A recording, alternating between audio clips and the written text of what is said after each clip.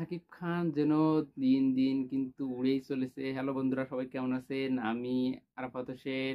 আর আপনারা দেখছেন এসে বং রিয়াকশন। থাম্বনেল দেখে কিন্তু ইতিমধ্যে আপনারা ধারণা করে ফেলেছেন যে কি নিয়ে থাকছে আজকের আলোচনা। আর আজকের আলোচনায় কিন্তু ইতিমধ্যেই যারা মোটামুটি খোঁজ খবর রাখেন তারা কিন্তু ইতিমধ্যেই জেনে ফেলেছেন যে সাকিব খানের নেক্সট যে ছবিটি হতে চলেছে বরবাদ প্রযোজকের সাথে, সেটি কিন্তু কোনো ছোটখাটো ছবি হতে চলেছে না। সেটি কিন্তু যে একটি আরো বড় আঙ্গিকে বাংলা সিনেমাকে আরো বড় পরিসরে যে নিয়ে যাওয়ার প্ল্যান পরিকল্পনা নিয়ে যে এগোচ্ছে বরবাদ প্রযোজক, সেটি কিন্তু জানিয়ে দিলেন। এবং সেটি কিন্তু আকার ইঙ্গিতে নয়, সরাসরি কিন্তু চ্যানেলের একটি ইন্টারভিউতে কিন্তু বলেই দিলেন যে আগামী সিনেমাটি যেটি হতে চলেছে সাকিব খানের সাথে, সেটি কিন্তু কোনো বাংলাদেশের একক সিনেমা হতে চলেছে না, সেটি কিন্তু হলিউডের সাথে যৌথ প্রযোজনায় এই সিনেমাটি আসতে চলেছে। সেই সাথে কিন্তু থাকবে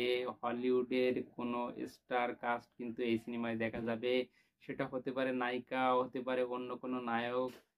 তো দেখা যাক এই সিনেমাটি যখন অফিসিয়াল অ্যানাউন্সমেন্ট হবে, যেহেতু এখনো অফিসিয়াল অ্যানাউন্সমেন্টের অনেক বাকি, তারা এখনো প্রাথমিক পর্যায়ে রয়েছে। তো প্রাথমিক পর্যায় শেষে যখন অফিসিয়াল অ্যানাউন্সমেন্ট হবে তখন কিন্তু এই সিনেমা সম্পর্কে আরো অনেক বিস্তারিত তথ্য জানা যাবে। আর সেই পর্যন্ত কিন্তু আমাদের সকলকে অপেক্ষা করতে হবে।